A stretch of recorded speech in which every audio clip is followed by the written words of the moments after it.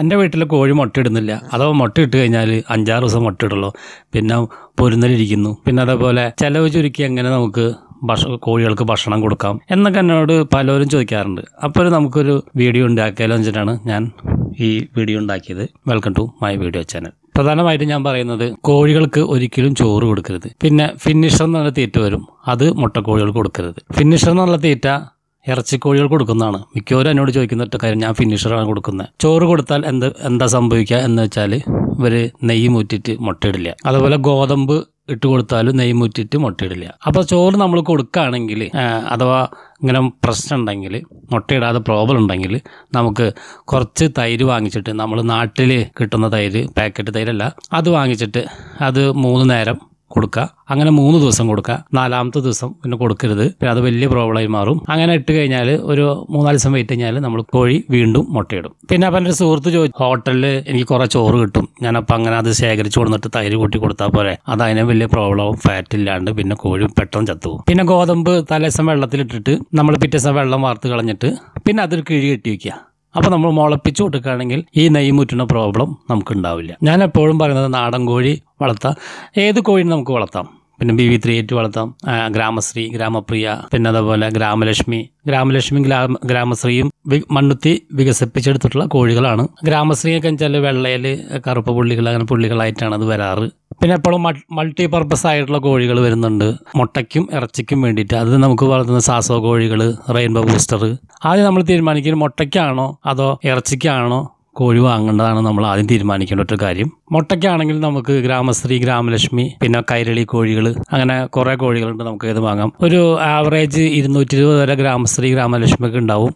200 വരെയൊക്കെ ചിലപ്പോൾ. അതൊരിക്കലും കറക്റ്റായിട്ട് എടുക്കരുത്, കാരണം ചില അങ്ങോട്ടും ഇങ്ങോട്ടൊക്കെ പ്രോബ്ലം വരും. ഞാൻ ആദ്യം ചോറിൻ്റെ കാര്യം പറഞ്ഞില്ല, അതേപോലെ. പിന്നെ നമുക്ക് മുട്ടക്കോഴികൾ കൊടുക്കേണ്ട ഭക്ഷണത്തെ രീതികളെക്കുറിച്ച് നമുക്ക് സംസാരിക്കാം. മുട്ടക്കോഴികൾ കൊടുക്കേണ്ട ഭക്ഷണത്തെ കൂടി നമുക്ക് സംസാരിക്കാം. 30 ദിവസം വരെ മുട്ടക്കോഴികൾക്ക് സ്റ്റാർട്ടർ കൊടുക്കാം, അതിനുശേഷം ഗ്രോവർ കൊടുക്കാം, മുട്ട ഇടുന്ന വരെ ഗ്രോവർ കൊടുക്കാം, അതിനുശേഷം നമുക്ക് ലെയർ മാഷ് കൊടുക്കാം. ഇത് കടയിൽ ചെന്ന് ചോദിക്കേണ്ട കാര്യം, മുട്ടക്കോഴികളുടെ തീറ്റ പ്രത്യേകിച്ച് ചോദിച്ചു വാങ്ങാം. ഇനി നിങ്ങളുടെ വീട്ടിൽ ഈ സാസോ കോഴികൾ, റെയിൻബോ ബൂസ്റ്റർ അങ്ങനെയൊക്കെ ആണെങ്കിൽ നമുക്ക് തീറ്റ മാറ്റേണ്ടി വരും.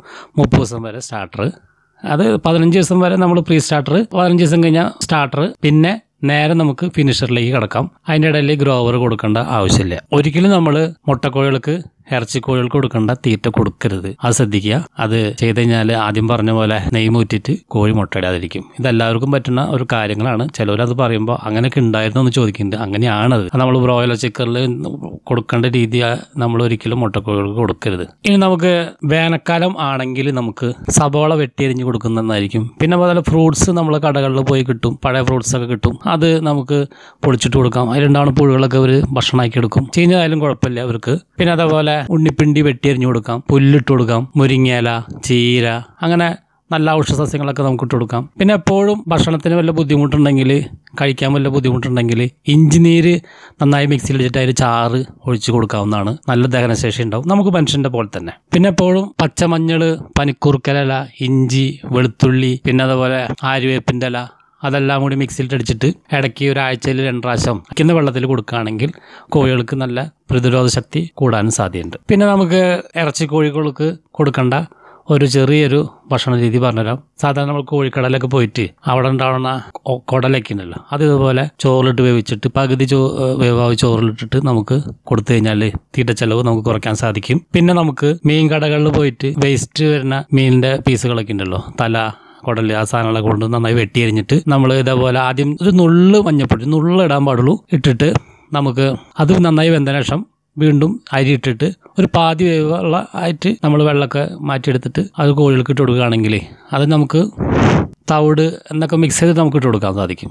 അങ്ങനെയാണെങ്കിൽ പെട്ടെന്ന് ഇറച്ചി കോഴികൾക്ക് നല്ല ഗ്രോത്ത് വരാൻ സാധ്യതയുണ്ട്. പക്ഷെ അത് മുട്ടക്കോഴികൾക്ക് കൊടുക്കരുത്. അപ്പം അത് ആദ്യം പറഞ്ഞ പോലെ നെയ്യ് മൂറ്റിട്ട് മുട്ടയാതിരിക്കും. പിന്നെ 1-ാം ദിവസം മുതൽ നമ്മൾ പരമാവധി വാക്സിനേഷനൊക്കെ കൊടുക്കുക. ഏകദേശം 66 ദിവസത്തോളം 70 ദിവസത്തോളം ഫുള്ള് വാക്സിനേഷൻ കൊടുത്തിട്ടാണ് കോഴികളെ നമുക്ക് പുറത്തിറക്കാൻ പാടുള്ളൂ. അങ്ങനെയുള്ള കാര്യങ്ങളൊക്കെ ചെയ്ത് കഴിഞ്ഞാൽ നമുക്ക് കോഴികൾ അവിടെ വീണ് ചത്തു, ഇവിടെ വീണ് ചത്തു, തൂങ്ങി നിൽക്കുന്നു എന്നൊന്നും പറയാൻ നമുക്ക് ഇടവരില്ല. ഇത്രയ്ക്കേ ഉള്ളൂ എന്ന് തോന്നുന്നു. ഇനി എന്തെങ്കിലും സംശയം ഉണ്ടെങ്കിൽ അടിയിൽ കമൻസ് ആയിട്ട് ചോദിക്കുക. അറിയുന്ന കാര്യങ്ങൾ പറഞ്ഞു മനസ്സിലാക്കി തരാം, അറിയാത്ത കാര്യങ്ങൾ ചോദിച്ച് മനസ്സിലാക്കി തരാം. ഞാൻ എപ്പോഴും പറയുന്ന പോലെ തന്നെ എൻ്റെ വീഡിയോ ഇഷ്ടപ്പെട്ടാൽ ലൈക്ക് ചെയ്യുക, സബ്സ്ക്രൈബ് ചെയ്യുക. അതിനോടൊപ്പം തന്നെ ബെൽ ബട്ടൺ കൂടി ഒന്ന് അമർത്തി വിട്ട് കഴിഞ്ഞാൽ ഞാൻ വീഡിയോ അപ്ലോഡ് ചെയ്യുമ്പോൾ തന്നെ നിങ്ങൾക്ക് ഒരു നോട്ടിഫിക്കേഷൻ ലഭിക്കുന്നതായിരിക്കും. അടുത്ത വീഡിയോയിൽ